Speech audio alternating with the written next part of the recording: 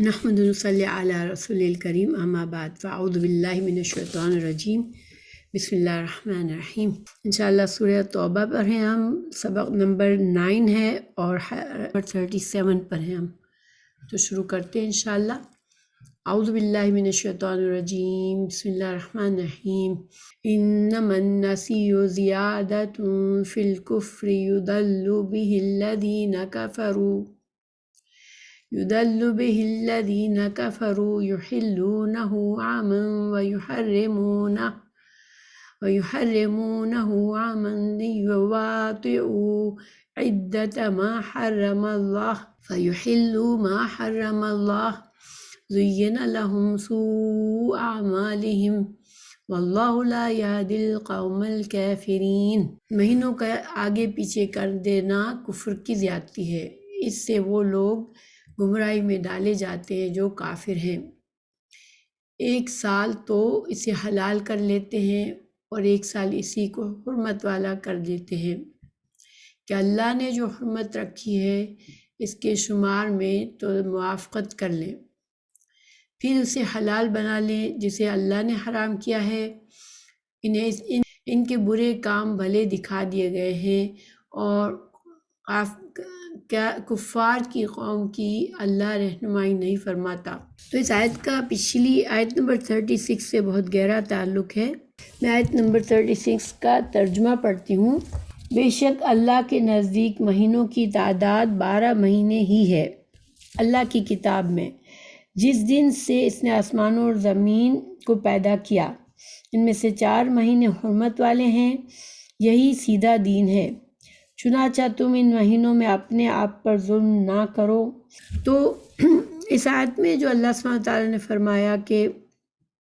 مہینوں کی تعداد اللہ تعالیٰ کی مقرر کی ہوئی ہے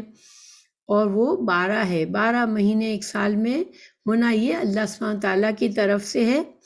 اور یہ جو 12 مہینے ہیں وہ چاند کی تاریخ سے ہوتے ہیں، ٹھیک ہے، قمری مہینوں کی بات ہو رہی ہے، اور ان میں سے 4 مہینوں کو اللہ سبحانہ تعالیٰ نے حرمت والا بتایا، اور حرمت والے مہینوں کا حکم یہ ہوتا تھا کہ اس میں قتال، لڑائی جھگڑا، یہ اس کی اجازت نہیں ہے۔ یہ امن والے مہینے ہیں، اور اس میں جو ذوالقعدہ، ذوالحجہ اور محرم ہے اس میں حج کے مہینے کہلاتے ہیں، اور جو رجب ہے وہ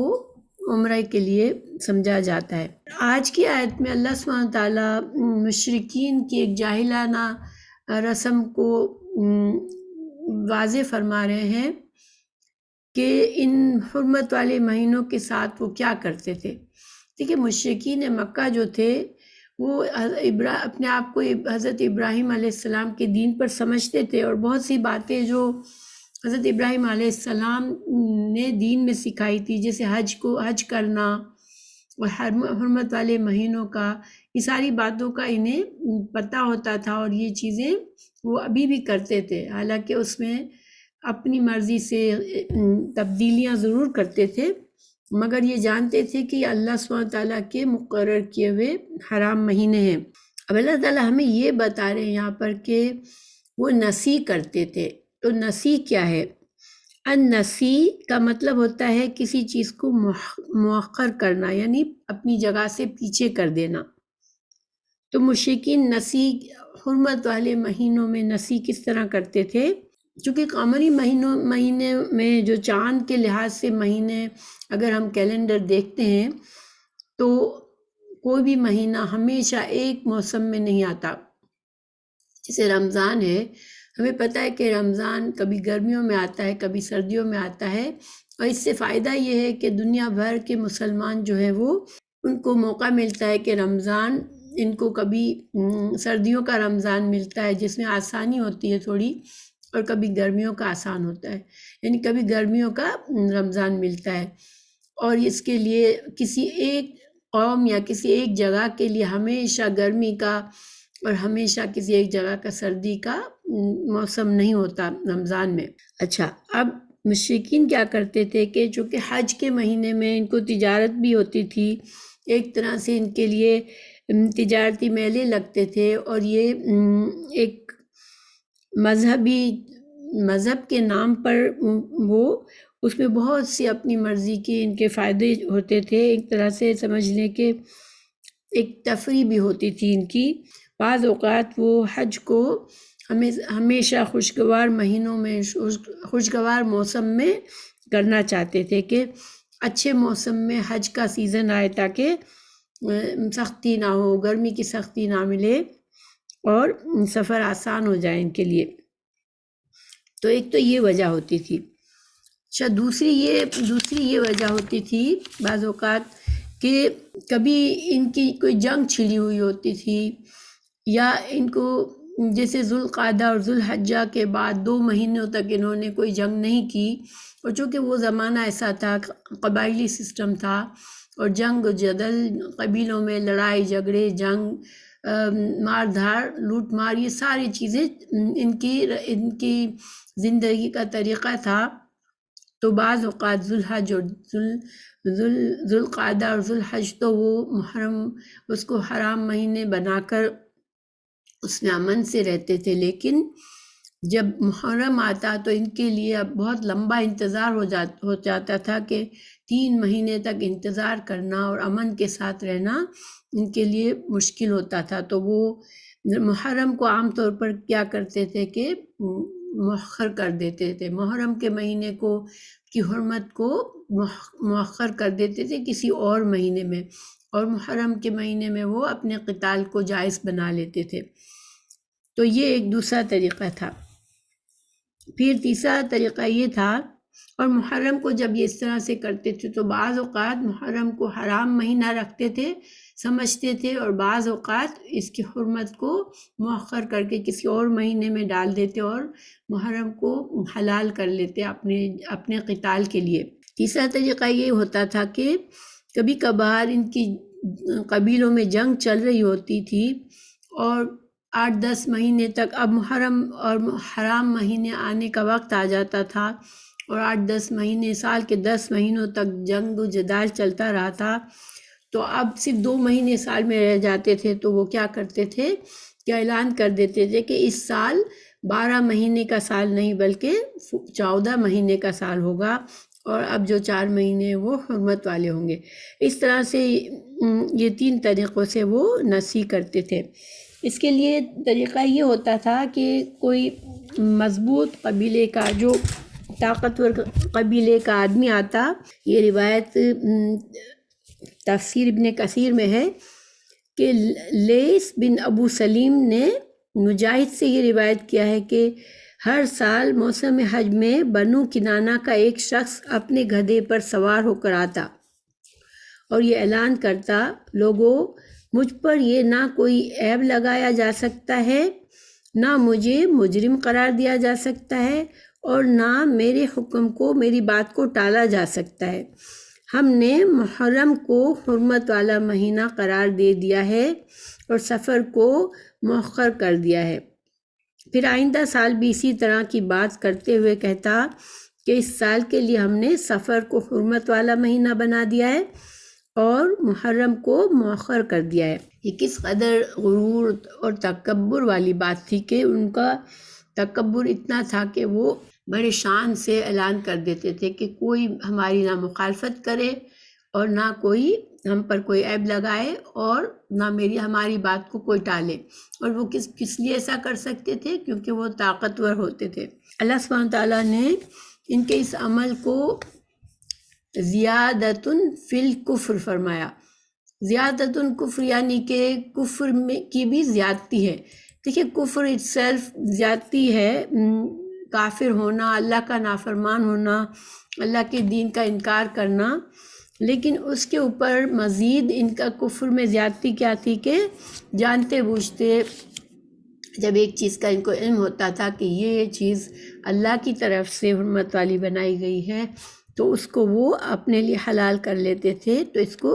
زیادتن فی الکفر کا اللہ تعالیٰ نے۔ کیونکہ دیکھیں، حرام اور حلال کا حق صرف اللہ سبحانہ تعالیٰ کو ہے کہ اپنے بندوں کے لیے کس چیز کو اللہ تعالیٰ نے جائز قرار دیا اور کس چیز کو کہ وہ ممنوع قرار دیا۔ یہ بندے اگر اللہ تعالیٰ کے حرام اور حلال میں اپنی طرف سے تبدیلی کرتے ہیں، جو اللہ کا حق ہے وہ اس کو اپنے لیے حلال بنا لیتے تھے، اپنے لیے جائز بنا لیتے تھے۔ تو اللہ سبحانہ تعالیٰ فرما رہے ہیں کہ یحلونہ عامًا ویحرمونہ عامًا، جیسا کہ ہمیں اس روایت سے پتہ چلا کہ جیسے مثال کے طور پر محرم کو ایک سال میں حرام کہہ دیا اور دوسرے سال میں اس کو حلال کہہ دیا۔ تو اللہ تعالیٰ فرما رہے ہیں کہ لیواطئوا عدۃ ما حرم، تو وہ لوگ گنتی ہر حال میں پوری کرتے تھے کہ 4 مہینوں کو ہر حال میں حرمت والا سمجھتے تھے، مگر جن مہینوں کی اللہ نے حرمت رکھی ہے اس کو پامال کرتے تھے، اپنی مرضی سے تبدیلی کرتے تھے۔ اللہ سبحانہ تعالیٰ نے فرمایا کہ زُیِّنَ لَهُمْ سُوءُ أَعْمَالِهِمْ، کہ اللہ تعالیٰ فرما رہے ہیں شیطان نے ان برے عمل کو ان کے لیے خوبصورت بنا دیا۔ دیکھیں جب بھی انسان اللہ کی نافرمانی میں ہوتا ہے تو شیطان کو موقع ملتا ہے کہ وہ انسانوں کو اسی نافرمانی کے کام کو خوبصورت بنا دیتا ہے، کہ وہ انسان نافرمانی اور گناہ کے کام کر کے بھی خوش ہوتا ہے کہ ہم ایک اچھا کام کر رہے ہیں۔ پھر اللہ سبحانہ تعالیٰ فرمانے وَاللَّهُ لَا يَهْدِي الْقَوْمَ الْكَافِرِينَ، اللہ تعالیٰ کافر قوم کو ہدایت نہیں دیتا۔ رسول اللہ صلی اللہ علیہ وسلم کی حدیث بھی اسی بارے میں ہے کہ حجۃ الوداع کے موقع پر آپ صلی اللہ علیہ وسلم نے خطبہ فرمایا، آپ نے فرمایا خبردار زمانہ اپنی اسی حالت پہ پلٹ آیا ہے جس حالت میں اس دن تھا جب اللہ تعالیٰ نے آسمان اور زمین کو پیدا فرمایا تھا۔ تو گویا جس سال آپ صلی اللہ علیہ وسلم نے حجۃ الوداع کیا، اس سال جو محرم، ذی القعدہ، ذی الحجہ اور محرم جو تھے وہ اپنے اصل وقت پر تھے، جس طرح سے اللہ سبحانہ تعالیٰ نے ان کو بنایا تھا۔ پھر رسول اللہ صلی اللہ علیہ وسلم نے فرمایا سال کے 12 مہینے ہیں، ان میں سے 4 مہینے حرمت والے ہیں، 3 تو مسلسل ہیں، ذو القعدہ، ذو الحجہ اور محرم، اور چوتھا رجب ہے، رجب مدر ہے۔ پھر آپ صلی اللہ علیہ وسلم نے لوگوں سے پوچھا خبردار یہ کون سا دن ہے، یہ کون سا مہینہ ہے، تو گویا یہ ایک طریقہ تھا لوگوں کو واضح کر دینا کہ اب آج جو ذی القعدہ ہے وہ اب ایک سال کے بعد اسی وقت ذی القعدہ ہوگا، آج جو ذی الحج ہے وہ اب ایک سال کے بعد ذی الحج آئے گا، اور اب اللہ تعالیٰ نے مہینوں کی جو گنتی تھی اس کو صحیح ترتیب میں کر دیا ہے۔ تو اب اس کا مقصد کیا تھا؟ دیکھیں اب آپ صلی اللہ علیہ وسلم کے دنیا سے رخصتی کا وقت قریب تھا، اور اس سال میں جب سورہ توبہ نازل ہوئی تو بے شمار لوگ اسلام میں داخل ہوئے تھے، کیونکہ جیسے اللہ تعالیٰ نے جب برات کا اظہار فرمایا کافروں سے، معاہدے توڑ دیے گئے ان سے، اور معاہدے سارے ختم ہوئے ان سے، اور ان کو 4 مہینے کی مہلت دی گئی کہ یا تو جزیرہ عرب کو چھوڑ دو یا پھر مسلمان ہو جاؤ، اور یا اگر دونوں میں سے کچھ نہیں تو پھر مسلمان تم سے قتال کریں گے اور تمہیں جہاں پائیں گے قتل کریں گے، کیونکہ اب ان کی 23-22 سال ہو چکے تھے اور ان کی اب وہ مہلت ختم ہو چکی تھی۔ جو ایک نبی کے آنے کے بعد اس کی قوم کے پاس مہلت ہوتی ہے کہ یا تو وہ اللہ کا پیغام کو، اللہ کے رسول کو کی بات کو مان لے اور مسلمان ہو جائے، یا پھر اللہ کی طرف سے اس پر عذاب آنا ہوتا ہے۔ اس وجہ سے یہ موقع تھا کہ اب چونکہ بہت سارے لوگ اسلام میں آئے، جنہوں نے اب برات کے اظہار کے بعد، برات کے اعلان کے بعد ان کے دلوں میں اب ایمان کی، اسلام کی عظمت ان کے دلوں میں آ گئی، اور انہوں نے جو ہے جب اسلام میں آئے تو اللہ سبحانہ تعالیٰ نے اس وقت میں اس جہالت کی رسم کی بھی اصلاح فرما دی، کہ اب کیونکہ یہ ایک عام رسم تھی اور اس کی اصلاح ضروری تھی تاکہ نئے مسلمان جو ہے وہ صحیح دین پر ہو سکے۔ پھر اگلی آیت پر چلتے ہیں، یا ایھا الذین آمنوا ما لکم اذا قیل لکم انفروا فی سبیل اللہ اثاقلتم الی الارض اردیتم بالحیاۃ الدنیا من الآخرہ فما متاع الحیاۃ الدنیا فی الآخرہ الا قلیل۔ یہاں پر اللہ سبحانہ تعالیٰ اب دوبارہ اس حکم کی طرف آ گئے، اس مضمون کی طرف آ گئے جو نسی کے حکم سے پہلے چل رہا تھا، کہ مسلمانوں کو حکم دے دیا گیا تھا کہ اب جو ہے وہ کافروں سے اور اہل کتاب سے قتال کیا جائے گا۔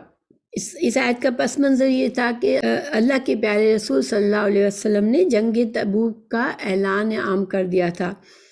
تو جنگ تبوک کیا تھی؟ تھوڑا سا ہم اس کو جانتے ہیں کہ تبوک ایک مشہور مقام کا نام ہے جو مدینہ سے شمال کی طرف تقریباً 600 کلومیٹر کے فاصلے پر واقع ہے۔ یہ واقعہ فتح مکہ کے بعد 9 ہجری میں پیش آیا۔ اس غزوے کا پس منظر یہ تھا کہ ملک کے شام پر قبیلہ غسان حکمران تھا۔ یہ عیسائی لوگ تھے اور یہ قبیلہ شاہ روم کے تابع تھا، اور روم اس وقت جو تھی وہ سپر پاور تھی۔ تو جب رسول اللہ صلی اللہ علیہ وسلم کا مشن پورا ہونے کو آیا، جزیرہ عرب جو ہے وہ اب مسلمانوں کا مسلمانوں کی ایک طرح سے ریاست، مسلمانوں کی ریاست تھی۔ رسول اللہ صلی اللہ علیہ وسلم ایک حکمران کی حیثیت رکھتے تھے، اور جزیرہ عرب شرک سے پاک ہو گیا، اسلام کے دائرے میں آ گیا۔ تو غسان کے اس بادشاہ کو، اس حکمران کو یہ فکر لاحق ہوئی کہ کہیں مسلمان ہماری طرف رخ نہ کریں۔ تو اس نے سوچا کہ اس سے پہلے ہی روم کے بادشاہ کے ساتھ مل کر مسلمانوں پر چڑھائی کر دی جائے۔ تو رسول اللہ صلی اللہ علیہ وسلم کو بھی اطلاع پہنچ گئی اس بات کی، کیونکہ اس زمانے میں مسلمانوں کے جاسوس بھی ہوا کرتے تھے اور مشرکین کے بھی جاسوس ہوا کرتے تھے۔ رسول اللہ صلی اللہ علیہ وسلم کو جب اطلاع ملی تو آپ صلی اللہ علیہ وسلم نے فیصلہ فرمایا کہ سرزمین عرب سے نکل کر دشمن کے علاقے میں، یعنی کہ شام میں جا کر ان کو عرب پر حملہ کرنے سے روکا جائے۔ اور دیکھیں، یہ اگر دشمن سے ڈر کر انسان اپنے گھر میں بند ہو جاتا ہے تو دشمن کے حوصلے اور بڑھتے ہیں۔ آپ صلی اللہ علیہ وسلم چاہتے تھے کہ ان کو دلوں میں مسلمانوں کا خوف بیٹھ جائے اور وہ عرب کے جزیرہ عرب پر کی طرف جنگ کا ارادہ نہ کریں۔ تو رسول اللہ صلی اللہ علیہ وسلم نے یہ فیصلہ کیا کہ آپ نے خود اعلان فرما دیا لوگوں میں، اور یہ اعلان عام تھا کہ ہر مسلمان کو جنگ تبوک کے لیے آپ صلی اللہ علیہ وسلم کے ساتھ چلنا تھا۔ گویا یہ فرض کفایہ نہیں تھا۔ عام طور پر جہاد جو ہے اسلام میں فرض کفایہ ہوتا ہے، لیکن جب ایسے حالات میں جب ہر انسان کو دفاع میں شامل ہونا ضروری ہے، ہر انسان کو جہاد میں شامل ہونا ضروری ہے، اس وقت وہ فرض عام ہوتا ہے اور اس کا انکار کوئی مسلمان نہیں کر سکتا۔ تو آپ صلی اللہ علیہ وسلم نے جب یہ اعلان کر دیا، اور آپ نے یہ بات چھپائی بھی نہیں۔ عام طور پر کبھی کبھار آپ جنگ کے لیے نکلتے تو صاف اعلان نہیں کرتے تھے کہ کہاں کا ارادہ ہے، تاکہ دشمن پہلے سے ہوشیار نہ ہو جائے۔ لیکن اس دفعہ آپ صلی اللہ علیہ وسلم نے علی اعلان نکلے، لوگوں کو بتا دیا کہ روم کی طرف جانا ہے اور عیسائیوں سے جہاد کرنا ہے۔ تو یہ ایک مشکل وقت تھا، بہت سخت گرمی کا موسم تھا، اور فصلیں تیار تھی کٹائی کے لیے، اور اس وقت ایک طرح سے جنگ کے لیے نکلنا جو ہے وہ بہت سے جو کمزور مسلمان تھے ان کے لیے یہ ذرا مشکل امر لگا ان لوگوں کو۔ اور منافقین کو تو ویسے بھی وہ تو جہاد سے ہمیشہ کتراتے تھے۔ تو اللہ سبحانہ تعالیٰ نے یہ آیات نازل فرمائی۔ آپ صلی اللہ علیہ وسلم تبوک کے لیے جب نکلے تو آپ کے ساتھ 30,000 مجاہد تھے، اور اس جنگ کے لیے نکلنے سے پہلے رسول اللہ صلی اللہ علیہ وسلم نے شاہ روم، جس کا ہرقل اس کا لقب تھا، اس کو خط لکھ کر اسلام کی دعوت بھی دی تھی، اور ہرقل کو اسلام کی سچا دین ہونے اور رسول اللہ صلی اللہ علیہ وسلم کا سچا رسول ہونے کا یقین بھی آ گیا، اور وہ اسلام کو قبول کرنا چاہتا تھا، مسلمان ہونا چاہتا تھا، مگر اس کے لوگوں نے اس کا ساتھ نہیں دیا۔ تو وہ ڈر گیا کہ میری حکومت چلی جائے گی یا میری جان کو خطرہ ہو جائے گا اگر میں مسلمان ہوا۔ تو مسلمان نہیں ہوا تھا۔ بہرحال جب آپ صلی اللہ علیہ وسلم تبوک پہنچ گئے تو 20 دن تک انتظار کرتے رہے، مگر دشمن نے حملہ نہیں کیا۔ شاہ روم نے کوئی فوج نہیں بھیجی، اور نہ ہی غسان کے حکمران کو ہمت ہوئی کہ وہ آپ صلی اللہ علیہ وسلم کے مقابلے کے لیے نکلے۔ تو یہاں پر اللہ سبحانہ تعالیٰ ان مسلمانوں پر جو کمزور ایمان والے تھے، جن کے دل میں تھوڑی سی سستی آئی اس حکم پر، اور منافقین، ان سب کو تنبیہ فرما رہے ہیں کہ جب اللہ تعالیٰ کا حکم آ گیا کہ تم نکلو، تو تم کو یہ اتنا بھاری کیوں لگ رہا ہے کہ تم زمین سے، یعنی تم زمین کی طرف بوجھل ہو کے جھک گئے ہو، یعنی کہ سستی اور کاہلی کا مظاہرہ کر رہے ہو۔ پھر اللہ سبحانہ تعالیٰ نے فرمایا، اللہ تعالیٰ فرما رہے ہیں کہ کیا تم دنیا کی زندگی میں خوش ہو گئے ہو، جبکہ دنیا کی زندگی تو آخرت کے مقابلے میں بہت تھوڑی اور قلیل ہے۔ دنیا تو ایک وقتی سامان ہے۔ اس کے بارے میں رسول اللہ صلی اللہ علیہ وسلم کی حدیث بھی موجود ہے۔ رسول اللہ صلی اللہ علیہ وسلم نے فرمایا، آخرت کے مقابلے میں دنیا کی مثال اس طرح ہے جیسے تم میں سے کوئی سمندر میں اپنی انگلی ڈبوئے، پھر دیکھے کہ اس کی انگلی میں سمندر میں سے کتنا پانی لے کر لوٹتی ہے۔ یہ فرما کے آپ صلی اللہ علیہ وسلم نے اپنی شہادت کی انگلی کی طرف اشارہ فرمایا۔ یہ جو ہے صحیح مسلم کی حدیث ہے۔ پھر اللہ تعالیٰ نے فرمایا آیت نمبر 39 میں، إِلَّا تَنْفِرُوا يُعَذِّبْكُمْ عَذَابًا أَلِيمًا وَيَسْتَبْدِلْ قَوْمًا غَيْرَكُمْ وَلَا تَضُرُّوهُ شَيْئًا وَاللَّهُ عَلَى كُلِّ شَيْءٍ قَدِيرٌ۔ اگر تم نے کچھ نہ کیا تو تمہیں اللہ تعالیٰ دردناک سزا دے گا اور تمہارے سوا اور لوگوں کو بدل لائے گا۔ تم اللہ تعالیٰ کو کوئی نقصان نہیں پہنچا سکتے، اللہ ہر چیز پر قادر ہے۔ تو یہ اللہ سبحانہ تعالیٰ نے یہی بات سورہ محمد میں بھی فرمائی ہے، آیت نمبر 38 میں، جس کا ترجمہ ہے، اگر تم پھرو گے تو وہ تمہارے سوا اور لوگوں کو بدل دے گا اور پھر وہ تمہاری طرح کے نہیں ہوں گے۔ تو ظاہری بات ہے اللہ سبحانہ تعالیٰ ہر چیز پر قادر ہے، اور اللہ تعالیٰ جس وقت جسے چاہے اللہ تعالیٰ اس دنیا سے اٹھا لے، اور جسے چاہے اللہ تعالیٰ اس دنیا میں ایمان و ہدایت کا نور دے دے، اور وہ اللہ کی فرما برداری اور اللہ کے ہر حکم پر لبیک کرنے والے لوگ ہوں۔ اب اللہ سبحانہ تعالیٰ تنبیہ فرما رہے ہیں، ایک طرح سے وعید ہے ان لوگوں کے لیے جنہوں نے سستی کی۔ اللہ تعالیٰ فرما رہے ہیں، إِلَّا تَنْصُرُوهُ فَقَدْ نَصَرَهُ اللَّهُ إِذْ أَخْرَجَهُ الَّذِينَ كَفَرُوا ثَانِيَ اثْنَيْنِ إِذْ هُمَا فِي الْغَارِ إِذْ يَقُولُ لِصَاحِبِهِ لَا تَحْزَنْ إِنَّ اللَّهَ مَعَنَا فَأَنزَلَ اللَّهُ سَكِينَتَهُ عَلَيْهِ وَأَيَّدَهُ بِجُنُودٍ لَّمْ تَرَوْهَا وَجَعَلَ كَلِمَةَ الَّذِينَ كَفَرُوا السُّفْلَىٰ وَكَلِمَةُ اللَّهِ هِيَ الْعُلْيَا واللہ عزیز الحکیم۔ اگر تم اس نبی صلی اللہ علیہ وسلم کی مدد نہ کرو گے تو اللہ ہی نے اس کی مدد کی اس وقت جب کہ انہیں کافروں نے دیس سے نکال دیا تھا، دو میں سے دوسرا، جب کہ وہ دونوں غار میں تھے۔ جب یہ اپنے ساتھی سے کہہ رہے تھے، غم نہ کر، اللہ ہمارے ساتھ ہے، بس جناب باری نے اپنی طرف سے تسکین اس پر نازل فرما کر ان لشکروں سے ان کی مدد کی جنہیں تم نے دیکھا ہی نہیں۔ اس نے کافروں کی بات پست کر دی، اور بلند و عزیز تو اللہ کا کلمہ ہے، اللہ غالب ہے، حکمت والا ہے۔ یہاں پر اللہ سبحانہ تعالیٰ نے وہ واقعہ یاد دلایا جب آپ صلی اللہ علیہ وسلم نے مکہ سے ہجرت کر کے آپ صلی اللہ علیہ وسلم حضرت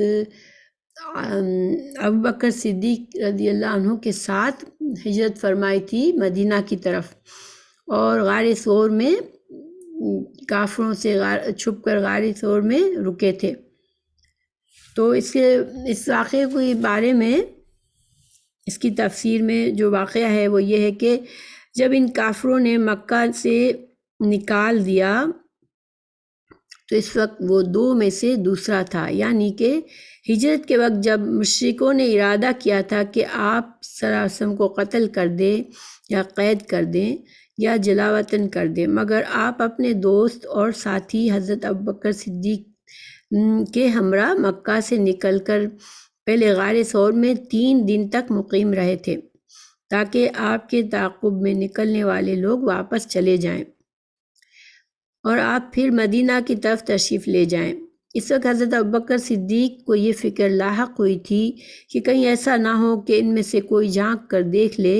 اور نبی کریم صلی اللہ علیہ وسلم کو ان کی طرف سے کوئی غضن پہنچے۔ حضرت ابوبکر صدیق کی گھبراہٹ اور پریشانی کو دیکھ کر آپ صلی اللہ علیہ وسلم نے انہیں تسلی دی۔ آپ صلی اللہ علیہ وسلم انہیں تسلی دے رہے تھے، یعنی رسول اللہ صلی اللہ علیہ وسلم کو اللہ سبحانہ تعالیٰ پر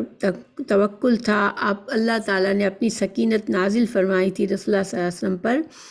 لیکن حضرت ابوبکر صدیق خود بتا رہے ہیں اس کے بارے میں۔ امام احمد میں حضرت انس سے روایت ہے کہ حضرت ابوبکر صدیق نے بیان کیا، میں نے اس وقت نبی کریم صلی اللہ علیہ وسلم کی خدمت میں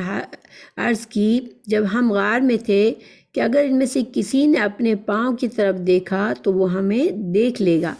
تو آپ نے فرمایا تھا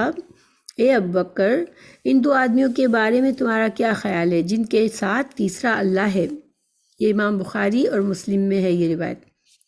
تو جیسا کہ اس کا مشہور واقعہ ہے کہ آپ صلی اللہ علیہ وسلم جب اور حضرت ابوبکر صدیق جب غار ثور میں تھے تو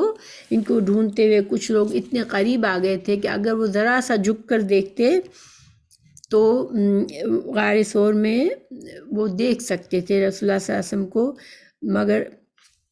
اللہ تعالیٰ نے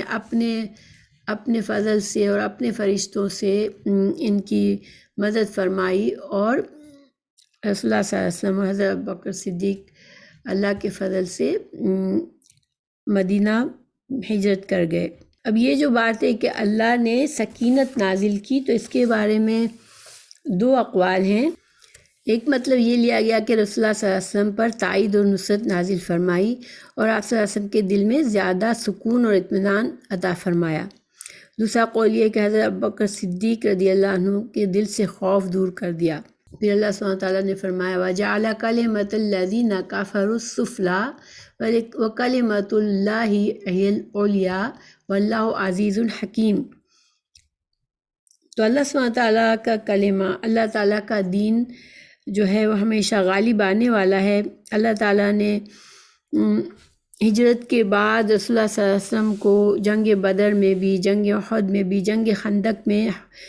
صلح حدیبیہ کے موقع پر، فتح مکہ کے موقع پر، حنین کے موقع پر اور تبوک میں بھی ہر جگہ اللہ تعالیٰ نے کافروں کے مقابلے میں اپنے پیارے رسول صلی اللہ علیہ وسلم کو فتح اور نصرت عطا فرمائی اور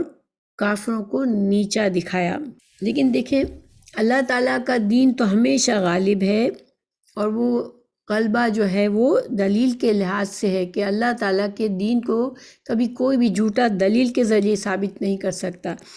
لیکن مسلمانوں کا غلبہ ایز حکمران ہونا